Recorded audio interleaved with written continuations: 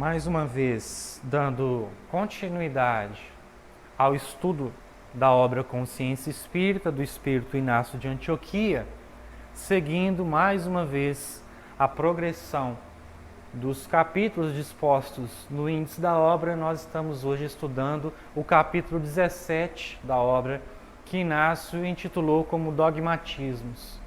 Lá ele vai comentar uma passagem do Evangelho de Lucas, uma anotação de Lucas que está no capítulo 13, versículo 14, quando Lucas anotou assim: "E, tomando a palavra, o príncipe da sinagoga, indignado porque Jesus curava no sábado, disse à multidão: 6 dias há em que é mister trabalhar.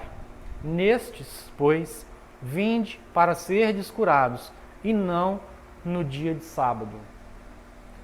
Então, Jesus deixou muito claro para a humanidade que ele não veio derrogar as leis judaicas, as leis do mundo, as leis sociais conhecidas da humanidade na época em que ele aqui esteve encarnado em sua missão de luz.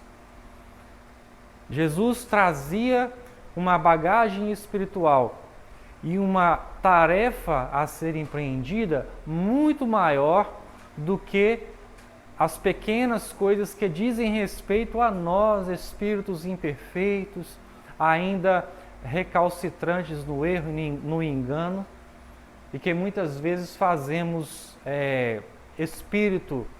ficamos com o espírito endurecido, com a má vontade de seguir adiante no caminho que nos é reservado e que nos pede sempre para modificarmos as nossas condutas no bem.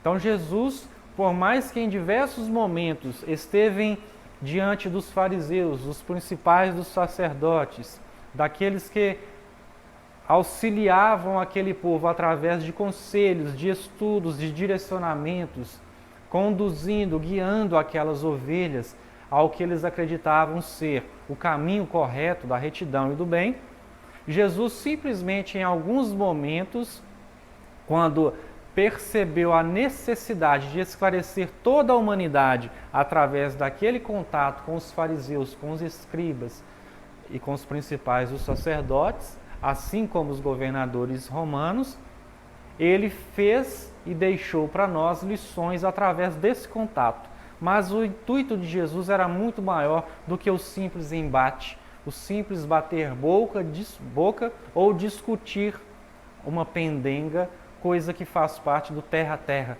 né? Nós ainda como espíritos imperfeitos. Esse tema é um tema bastante complexo, é um tema bastante delicado.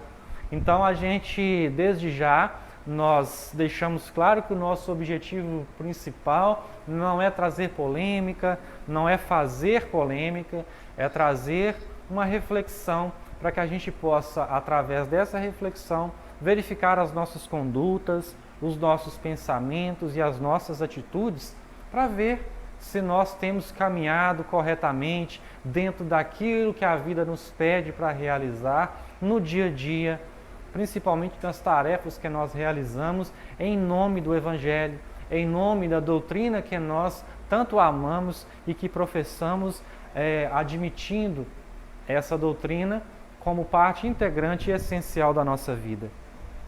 Para que a gente possa situar mais ou menos o contexto dessa passagem, a gente vai fazer a leitura dos versículos anteriores a esse versículo que Inácio estuda na mensagem, lá no Evangelho de Lucas, quando Lucas anotou assim, desde o capítulo 13, no versículo 10, ele anotou assim: "E ensinava no sábado numa das sinagogas.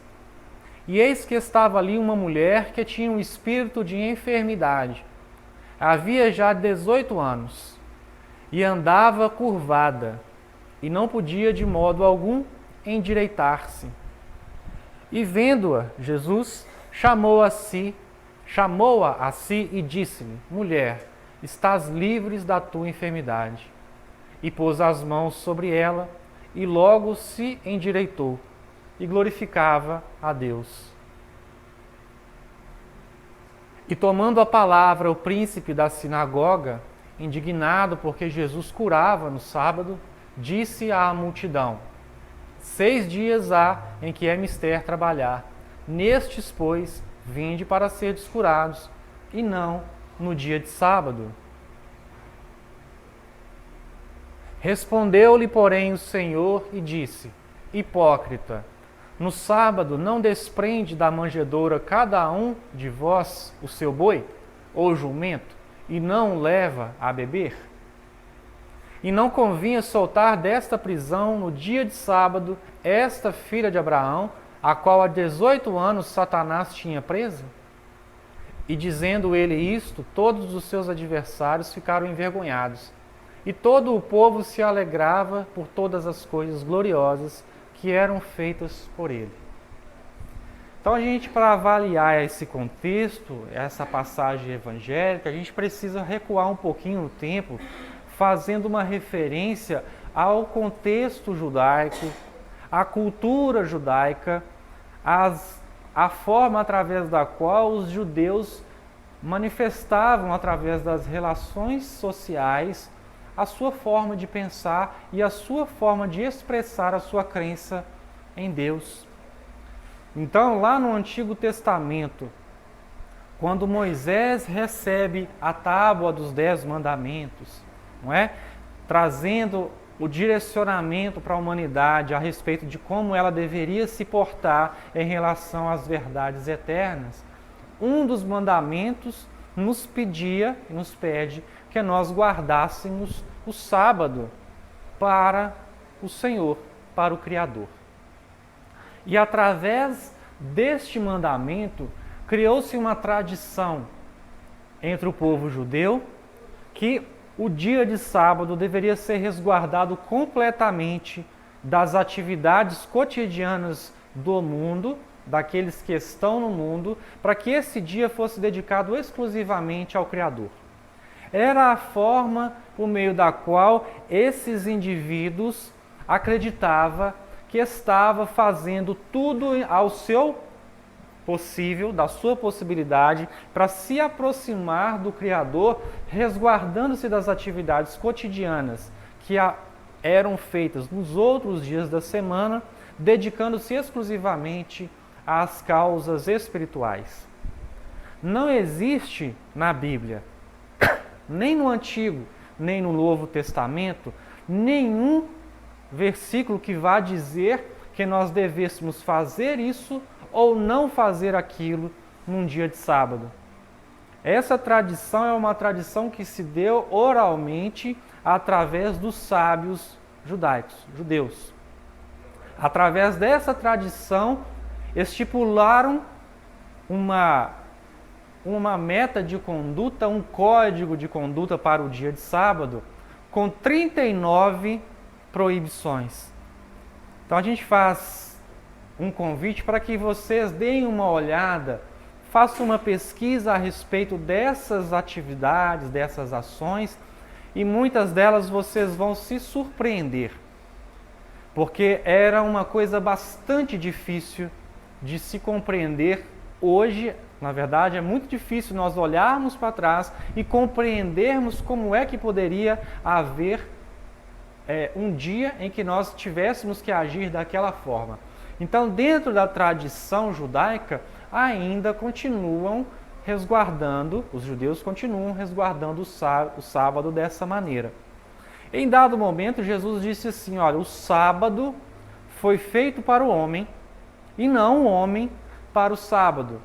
Porque nós, como humanidade, como homens, espíritos encarnados na Terra, temos sempre uma dificuldade de entender o valor espiritual, tirar o espírito da letra, não é? Abdicando de uma leitura superficial que mata.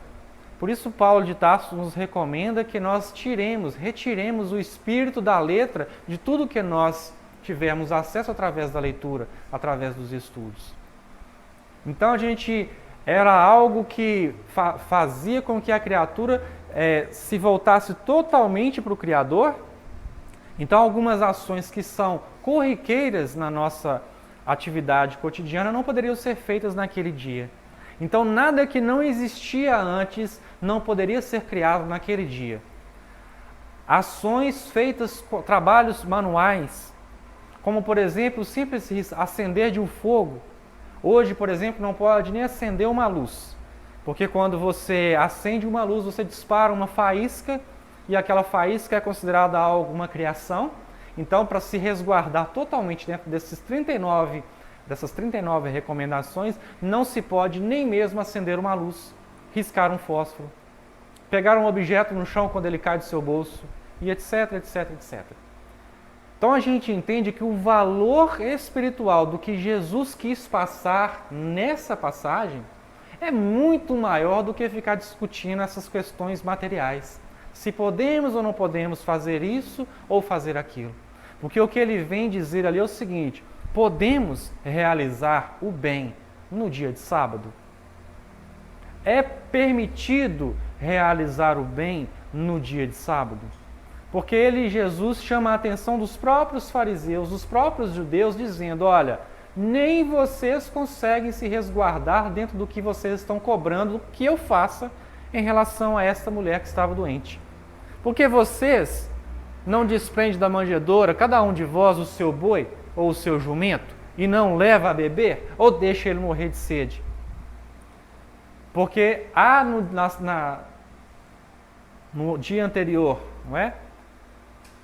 No sexto dia, ao cair da noite, tem a tradição, quando o sol se põe, começa o sétimo dia, que a refeição dos judeus tem que ser feita antes do pôr do sol, antes que apareça a primeira estrela no céu. E que dali em diante eles vão precisar ficar mais 24 horas sem se alimentar. Só podem voltar a se alimentar depois que o sábado termina. Então daí vocês veem que é uma dificuldade de entender o sentido espiritual, embora a intenção pelo qual eles praticam esses atos seja uma intenção louvável, que é a de se aproximar de Deus. É dedicar a Deus um dia que seja exclusivo a Ele. Não é? Então, na verdade, o que o mandamento pedia era que o homem não se esquecesse de Deus através das suas experiências na terra. Porque através das suas experiências na terra, estaríamos aqui vinculados às coisas do mundo, às coisas materiais. Mas que deveríamos também voltar o nosso pensamento a Deus, às coisas do Espírito, dedicando a essa verdade, a essa luz que nos cobre pouco do nosso tempo aqui na terra. Que nós não ficássemos nem tanto com a visão completamente do lado material, esquecendo das coisas do Espírito. Esse, na verdade, era o fundamento maior do mandamento, de um dos 10 mandamentos.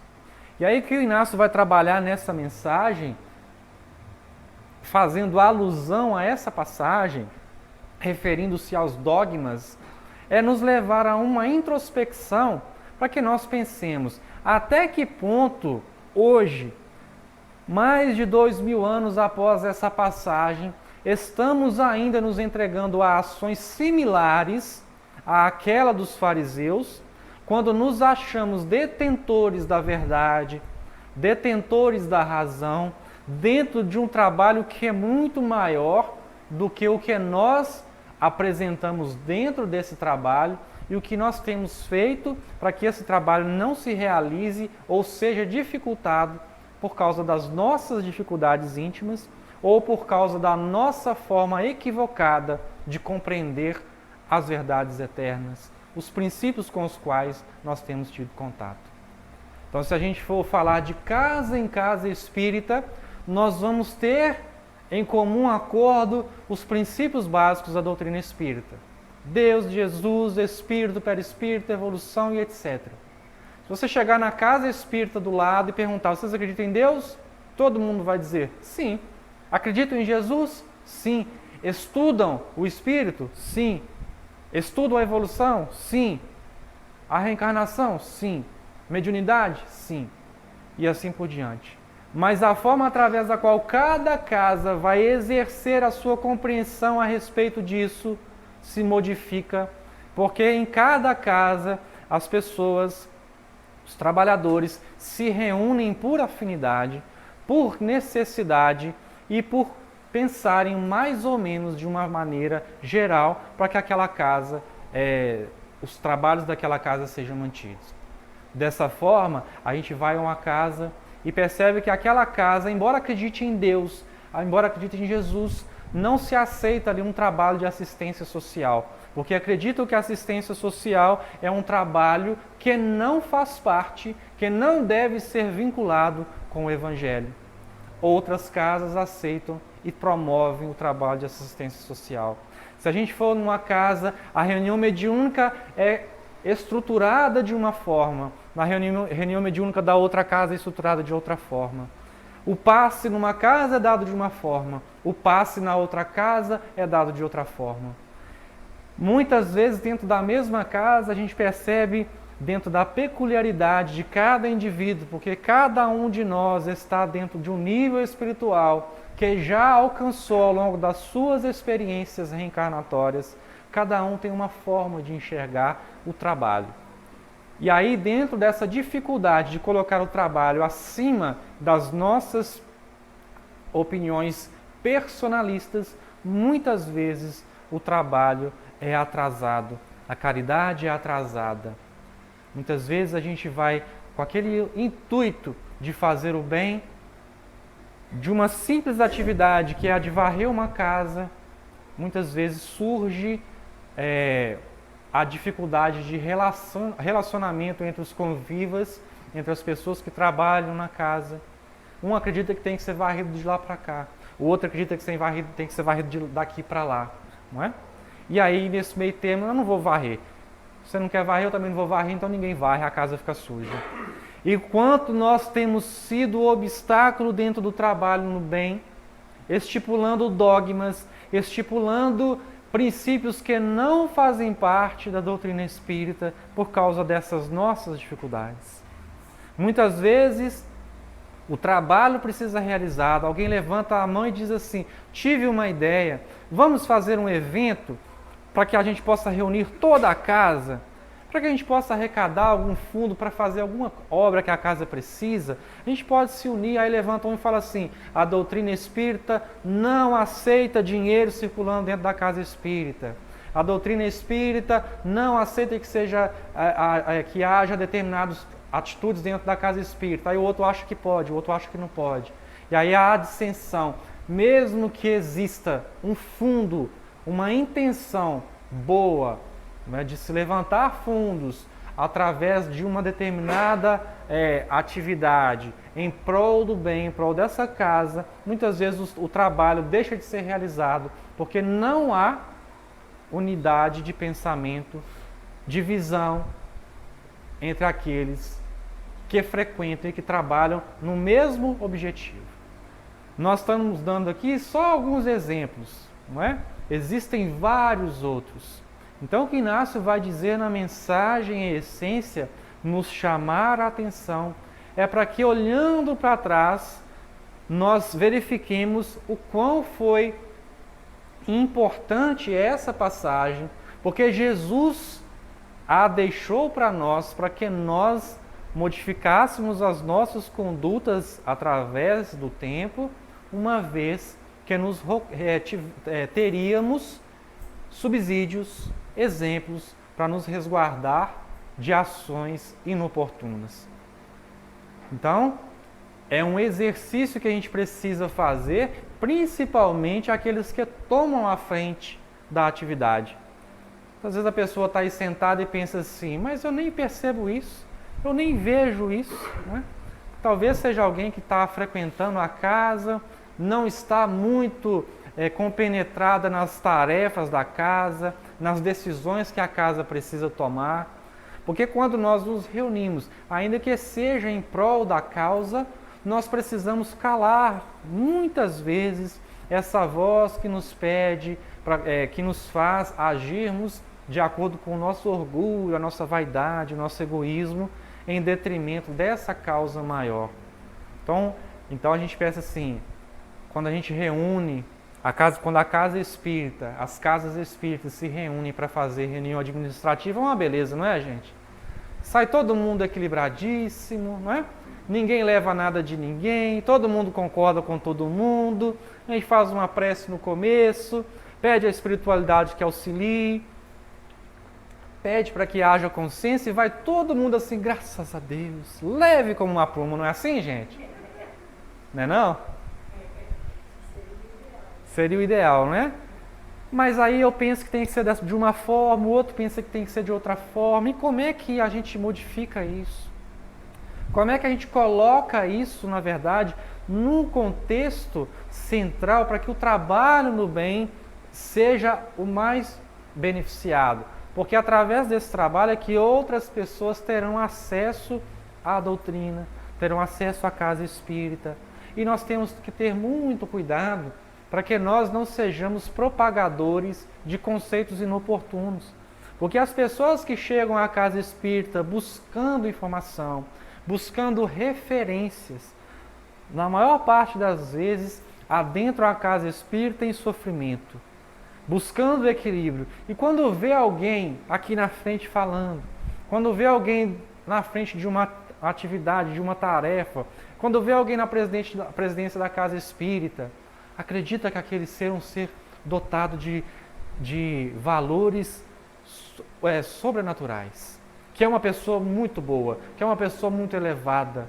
E quando elas veem que nós, que estamos aqui na frente, perpetuamos determinados conceitos e atitudes, elas vão reproduzir essas atitudes, assim como nós temos feito muitas vezes ao longo das nossas experiências. E aí a gente vai lembrar que o nome da obra, onde essa mensagem está inserida, é Consciência Espírita. É algo que vem nos pedir consciência espírita, não é? Da doutrina espírita na nossa intimidade, para que na prática a gente consiga modificar os nossos valores, sublimar aqueles que não se coadunam com as verdades eternas e estarmos abertos a essa transformação. E aí Inácio ele vai iniciar a mensagem dizendo assim, olha, assim como ocorreu na época em que Jesus esteve entre os homens, a Boa Nova continua enfrentando diversos obstáculos para ser devidamente difundida e efetivada nos corações humanos. Basta aparecer no mundo alguém que idealize a concretização de simples projeto, cujo objetivo é a efetivação do bem, e de igual maneira surgem em seguida aqueles que se comprazem com o mal, opondo-se ferrenhamente às ações que tenham como finalidade a concretização do amor. Todavia, nada há de mais ameaçador para a consolidação do Evangelho no orbe terrestre do que os dogmas estabelecidos pelos próprios adeptos do cristianismo. Então a gente olha para trás, a gente se escandaliza na postura dos fariseus, dos sacerdotes, dos principais do templo, pensando assim, nossa, que absurdo, né? Estava diante de Jesus, como é que não percebe, ainda vai lá atrapalhar o trabalho de Jesus? Porque Jesus foi curar, não é? Jesus foi semear o bem, ele foi realizar a obra divina, a obra de Deus. E ainda assim encontraram algo para falar mal de Jesus, para colocar em prova as suas atitudes. Você expulsa o demônio, mas é para o próprio demônio, é para o Baalzebu, não é? Aí Jesus pergunta, mas peraí, uma casa que se divide, ela perde poder, não é? Se eu expulso os demônios pelo próprio demônio, quer dizer que o demônio é melhor do que muitos de nós, então, né? Está expulsando o demônio. Então tem uma contradição. E aí Inácio vai refletir ali com a gente o seguinte, olha, se eu falar assim, olha, amanhã eu vou levantar de manhã e vou para a casa espírita realizar a campanha do quilo. Basta eu acender a luz, que aí aparece aquele amigo de longas datas do meu lado, ou alguns que eu vou colecionando aí ao longo dos meus caminhos, e fala assim, vai não, você é boa, calorão danado, domingo, vai descansar, você é espírita, mas você não é bobo não, você já trabalha a semana inteira, deixa isso para lá, você vai lá para quê? Você vai alimentar um bando de preguiçosos, cadê eles que não vão fazer a campanha do quilo junto com você? Dá não. Vai não, deve ser bobo. Aí você vai desanimando, não é? Aí vai com aquele pensamento. Aí o seu anjo da guarda aparece e fala assim, meu filho, eleva o seu pensamento a Deus. Ele te encoraja. Porque onde existe o mal, existe o bem em contrapartida, equalizando as energias. Aí o seu anjo da guarda te convence. Vai lá, vai fazer a campanha do quilo. Aí você vai, vence aquele primeiro obstáculo, aquela primeira objeção da sua própria intimidade, que muitas vezes se afina com outras. E vai para a casa espírita. Aí você venceu, você chega na casa espírita. Na hora que você chega na casa espírita, aí vem um companheiro da casa espírita e fala assim com você: coordenador, olha lá. É brincadeira. Toda semana ele atrasa. Toda semana ele atrasa. Você quer saber? Eu não estou mais para ficar vindo aqui toda semana. Toda vez que a gente chega, a casa espírita fechada. Não é? Você não sabe o que eles fizeram ontem na reunião mediúnica. Falaram tal coisa assim, assim, assado. E semana passada na assistência social, você viu o que fizeram? E aí começa. E aí o que o obsessor não conseguiu fazer, o companheiro da casa espírita muitas vezes consegue. E muitas vezes nós somos invigilantes ao ponto de sermos nós que desanimamos os outros através das nossas condutas. Aí a gente fala assim, 8 horas em ponto, toda semana, se acontecer um dia, um segundo atrasado, a casa não presta mais. Eu não volto aqui nunca mais. Não é?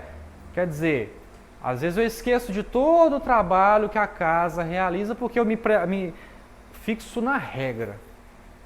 Então eu esqueço do objetivo. Eu estou fixado com a minha mente, com a minha atenção na regra, naquilo que vem colocar disciplina.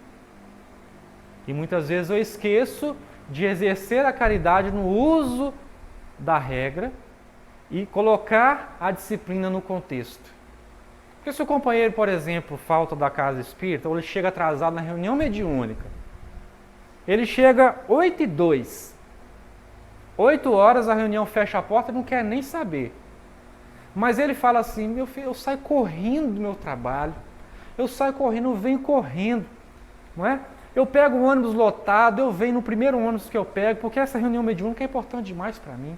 Eu não queria perder, mas eu não consigo chegar aqui antes de 8 horas. Tem como você deixar eu chegar 8h03? Aí o coordenador da reunião mediúnica fala assim, não, tem jeito não. Aí o companheiro fala assim, então tá bom, eu vou embora. Ele vai embora chateado e sai da casa espírita, porque ele não teve um acolhimento necessário para enfrentar aquela dificuldade. É diferente daquele companheiro que sai 5 horas de casa. A reunião é 8. Ele sai 5. Aí ele passa aqui, passa ali, conversa com um, conversa com o outro. Aí ele para um pouquinho, aí ele vai tomar uma aguinha. Né? Aí ele fala mal do governo aqui, fala mal do governo ali. Né? Fala que tá ruim demais, que tá calor. Aí toda semana ele chega 8h20. Não é? Mas ele saiu de casa 5 horas. Aí por causa desse a gente fala assim, não, tem que ter disciplina, os espíritos não estão por nossa conta não. Então quer dizer, são 2 casos diferentes. Olha o que Jesus falou, olha, na passagem. Essa companheira tinha 15 anos que ela estava passando por essa dificuldade. 15 anos. E eu passei aqui nessa hora. Eu estava aqui nessa hora, ela passou perto de mim. Eu olhei para ela, ela olhou para mim, né? Teve uma afinidade. Ela me chamou pelo pensamento. Eu percebi a necessidade dela, curei. Daqui 2 anos vocês vão me crucificar, eu não vou estar aqui mais. Né? Ou era agora ou era dia nenhum. Mas a gente não tem o hábito de avaliar cada caso, cada circunstância. A gente faz uma regra geral, igual uma receita de bolo, e quer que todo mundo faça o bolo daquela forma. Se colocar uma pitadinha de açúcar, uma pitadinha de sal diferente, não vale, não presta, está errado. Essa tem sido a nossa dificuldade. Essa tem sido a nossa falha em acolher os necessitados, entendendo que nós também estamos sendo acolhidos da mesma forma. E aí muitas vezes quando nós agimos com excesso de rigor em relação ao companheiro, estabelecendo medidas que a gente acredita que são necessárias e essenciais, nós estamos nos enquadrando na mesma lei, porque Jesus afiançou que da mesma forma que a gente cobrar, que a gente medir, a gente também vai ser cobrado e medido. Daí Inácio prossegue. Movidos pelo orgulho que lhes é peculiar, é comum verificarmos que entre os correligionários cristãos, muitos são os que acreditam ser advogados da verdade, por submeter o trabalho no bem a um modo personalista sobre o qual fundamentam os seus conceitos, tornando-se, por conseguinte, antagonistas pertinazes daqueles que discordam de sua forma particular de conceber a vida. E aí nós estamos aqui hoje estudando uma mensagem de uma obra que nós acreditamos ser uma obra importante, assim como as outras que foram escritas pelo mesmo autor espiritual. Anos atrás, quando eu buscava entendimento a respeito de como eu devia me importar com essas mensagens, eu pensei assim, o que eu faço? Vou pedir orientação porque eu não estou sabendo o que eu vou fazer. Porque é pesado demais para um médico receber uma mensagem, uma obra, e ficar com ela guardada lá na gaveta dele. Meu Deus, o que eu faço com isso? Não é? Que responsabilidade. E se sumir? Eu estou com o arquivo no meu computador, e se eu perder esse arquivo? E se sumir, se entrar minha casa pegar fogo, e se alguém roubar esse material, se alguém levar, o que eu vou fazer? Acabou, o livro acabou. Não é? Então você tem aquela dificuldade. Eu fui pedir orientação para pessoas que já estão na doutrina a vida inteira, pessoas que conviveram com Chico. A gente não serve muito de exemplo, não, mas em prol de uma causa maior a gente dá. E aí o companheiro falou comigo assim, olha, o Chico, tem quantos anos que você psicografa? Na época tinham 3, já tinham 4 livros escritos. Dentre eles, esse livro aqui, Consciência Espírita. Aí ele falou assim, tem 3 anos? Eu falei assim, tem. Ele falou assim, então é o seguinte, o Chico falou assim que o Emmanuel, quando ele tinha 5 anos de psicografia, o Emmanuel mandou ele queimar tudo. Porque aquilo ali era só um treino para ele. Então você não está preparado, não, esses livros que você recebeu não servem para nada. Aí eu fiquei assim, meu Deus. Aí eu quase caí, né? Aí eu peguei, entendi, refleti, perguntei ele assim, só acha então que eu tenho que queimar? Aí ele, bom. E ele tinha lido as obras, né? Não estou dizendo. Aí ele ficou sem resposta. Porque a gente acredita que porque o Chico fez assim, fez assado, a gente tem que fazer igualzinho. E a gente não tem a condição do Chico. Não estamos dizendo que somos melhores, muito menos que somos piores. Existem diversos exemplos que o Chico deixou que nos vale como direcionamento. Mas a gente precisa verificar cada caso um caso. Porque hoje, alguns anos depois dessas obras terem sido publicadas, o que a gente vê de retorno de auxílio das pessoas que tiveram acesso a essas obras, pessoas que deixaram de suicidar por causa dessas obras, a gente vê assim, e se eu tivesse queimado? Então a gente precisa entender a gravidade das nossas ações, dos nossos pensamentos, e daquilo que a gente fala, e daquilo que a gente recomenda, e daquilo que a gente passa adiante. Então é isso que Inácio está dizendo aqui, não é? Para que nós estejamos conscientes do que somos dentro desse trabalho, que é o trabalho do Cristo. Daí Inácio prossegue. Desse modo, terminam por afastarem-se voluntariamente do propósito maior da caridade, que nos aconselha, seja feito, em primeiro lugar, a vontade do Senhor a quem servimos e não a nossa.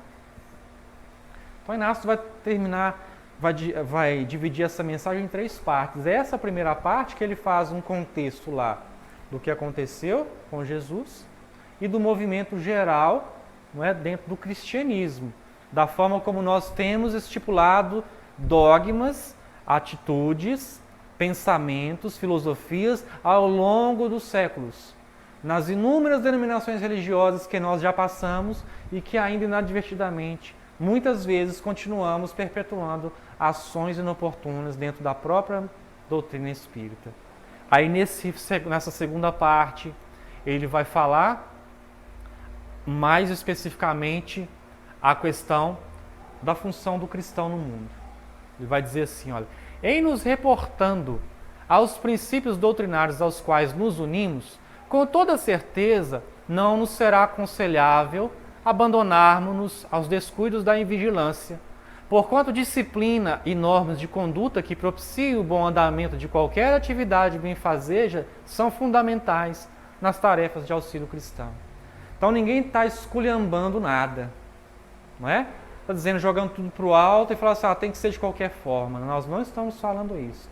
Nós pedimos aqui que nós nos afastemos das atitudes extremistas, nem tanto à terra, nem tanto ao mar. Busquemos o caminho central, do meio, do equilíbrio, não é? Então ele está dizendo ali, obviamente que nós precisamos de disciplina dentro da casa espírita, precisamos de normas, de condutas dentro das ações e dos trabalhos que nós realizemos. Mas, não é?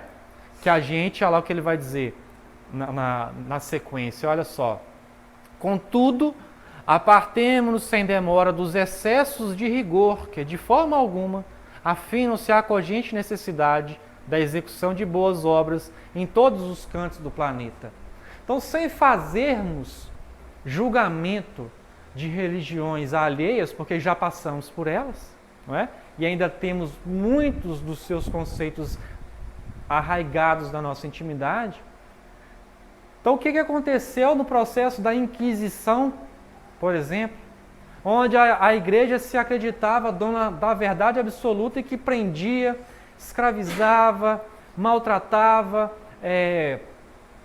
fazia de tudo com os indivíduos que ela acreditava serem indivíduos hereges, aqueles que profanavam as coisas elevadas da vida e que eram perigosas dentro da convivência, espalhando doutrinas inoportunas, dentro dessa convivência no seio cristão, não é? Saulo de Tarso, vamos pensar em Saulo, quando tomado pela sua visão extremista, iniciou um processo de perseguição cruel que dizimou vidas inteiras e que colocou inúmeras dificuldades no trabalho de propagação do cristianismo. As cruzadas. Ixi, vamos parar por aí, né? Melhor deixar quieto. Então quer dizer, excesso de rigor. Eu não posso pegar a Bíblia e dar na cabeça dos outros para falar assim, aceita a luz, não é? Porque a Bíblia não foi feita para bater em ninguém. E se eu não agrido fisicamente, muito menos eu devo agredir moralmente, emocionalmente, sentimentalmente. Aí Inácio dá a chave, aí a gente se pergunta assim, mas como que a gente faz? Isso é difícil demais, não é? Porque como é que, se eu estou vendo uma coisa errada, como é que eu faço? Eu vou falar, eu não falo, eu deixo para lá, como é que eu faço? Aí eu falo para vocês assim, no dia que eu tiver a postura perfeita, eu falo para vocês como é que é, porque também ainda não sei não. Então nós somos chamados a exercitar nessa existência, nas nossas experiências, aquilo que a gente traz de bom, aprender o que necessitamos, auxiliando-nos uns aos outros. Mas Inácio dá a dica aqui que ela é essencial. Ele fala assim, olha, que ninguém se perca nesse ínterim, porque a caridade é sempre o parâmetro que nos direcionará a forma mais adequada de atuação no bem, quando e onde ele precise ser empreendido. Nem exageros que nos tornem déspotas, nem negligências que nos façam desleixados. Matou a charada, né? Então, eu não posso nem ser déspota, tirano, cruel, mas também não posso ser desleixado. Como é que eu acho o meio termo? Muitas vezes até errando. O erro não se faz necessário, mas muitas vezes eu erro e percebo, não devia ter feito assim. Nessa hora eu devia ter sido um pouco mais ameno. Aí na outra, não, nessa eu devia ter sido um pouco mais rígido, não é? Aí a gente vai exercitando, vai aprendendo. Lembra como é que era a postura dos discípulos diante de Jesus? Estiveram com ele lado a lado. Então se a gente pegar lá o livro Boa Nova, do Espírito Humberto de Campos, psicografia de Chico Xavier, a gente vai ver inúmeras passagens que acontecia o que está relatado no Evangelho, mas que lá no tete a tete os discípulos chegavam para Jesus e falavam, mestre, mas peraí, como é que é isso? A mulher foi pega adulterando. A lei fala que a gente manda apedrejar. Está escrito na lei, a gente não tem que seguir a lei? Aí o senhor vai lá no meio de todo mundo e fala que aquele negócio lá de quem tiver pecado, Quem não tiver, que atire a primeira pedra. Como é que a gente faz? É para apedrejar ou não é? É para exercer a lei ou não é? Aí Jesus vai falar, não é? Qual é a lei? O que está escrito na lei? A lei é amor.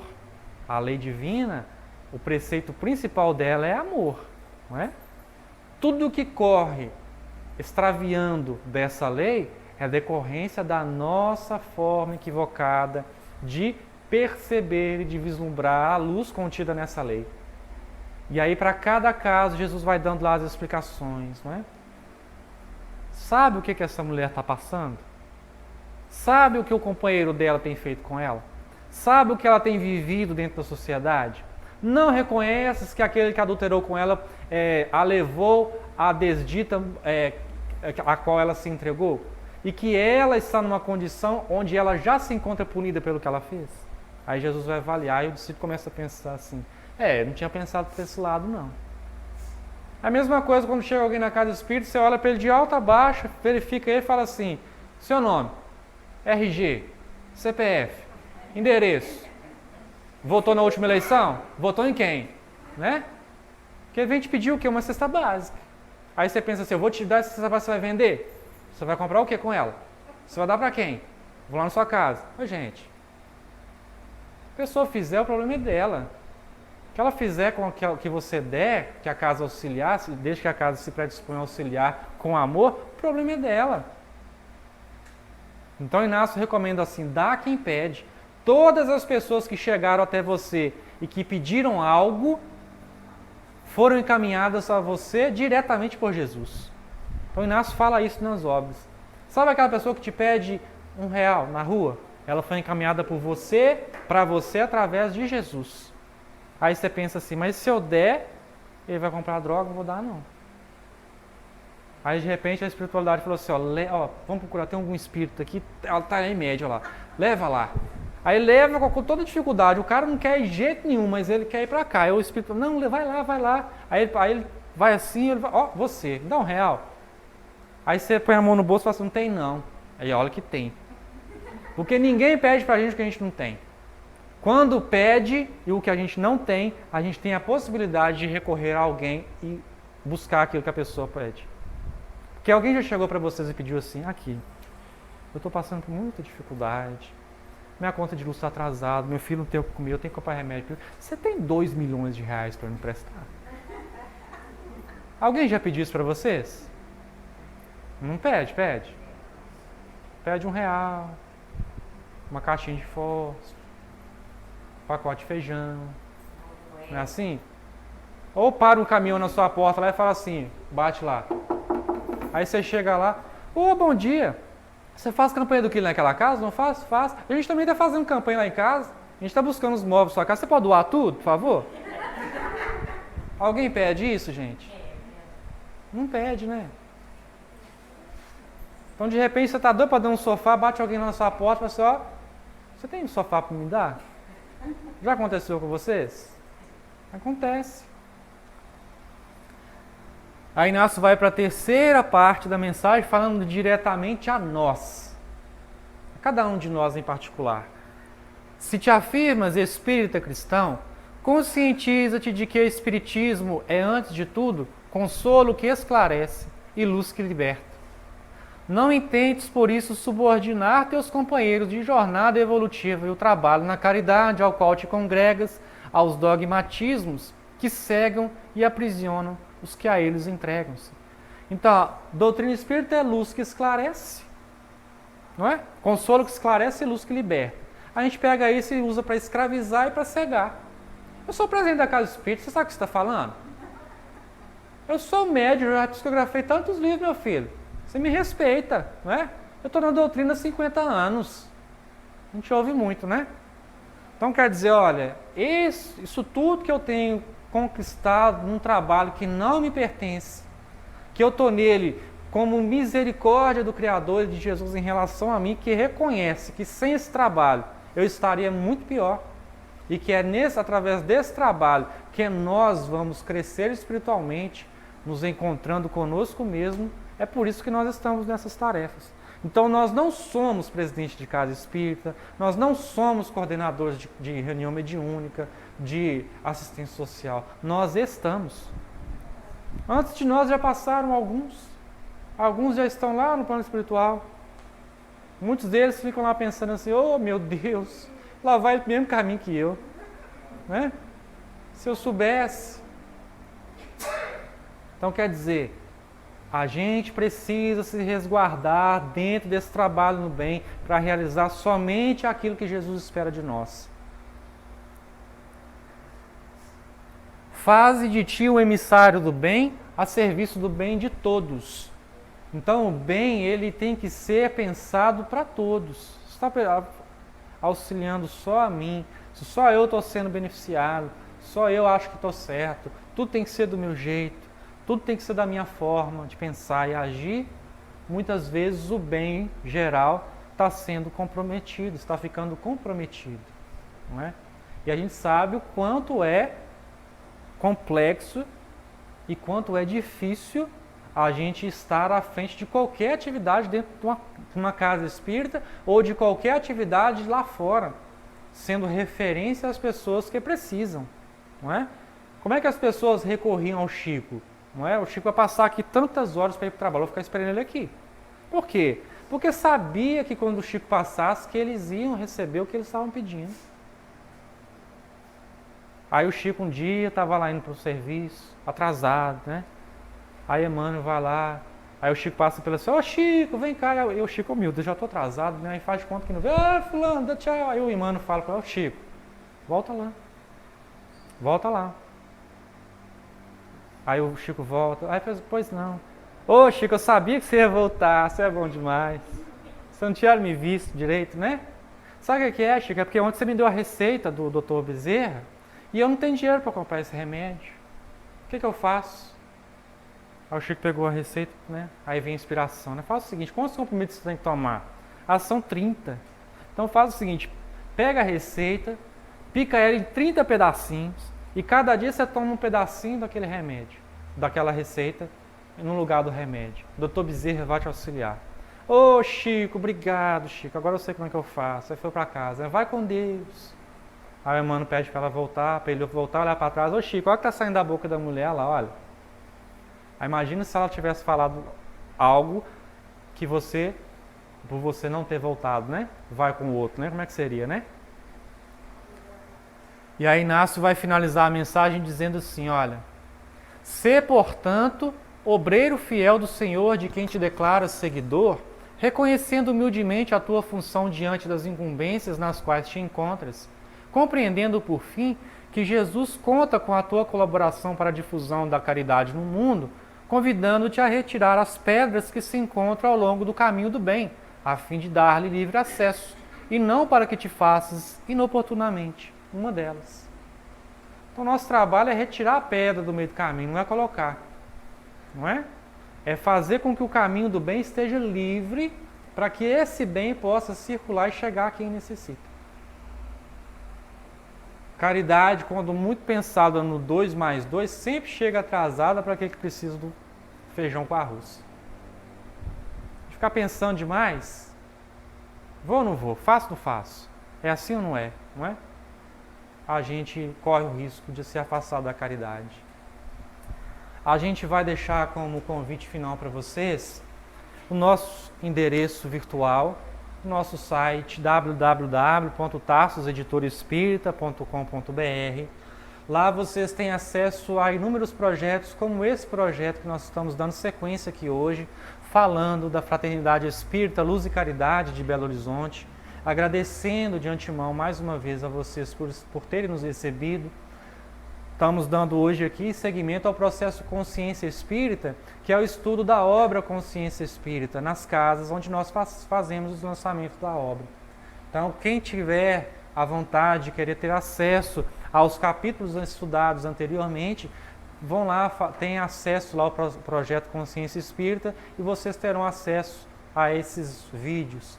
Mas são vídeos que vocês podem estar acessando aí quando vocês estão dirigindo, né, ouvindo lá pela internet, quando está fazendo o almoço, não é? Quando está mexendo na casa. fica fácil, estão lá no YouTube, também estão lá no nosso site. Então a gente agradece a vocês mais uma vez pela oportunidade, deixando o nosso agradecimento pelo carinho que vocês nos receberam, pelas boas vibrações, e que a gente possa retornar mais fortalecido para o nosso lar, melhor do que quando nós entramos. Muita paz, luz de Jesus para vocês, e não se esqueçam de nós em suas orações. Tudo bem, gente?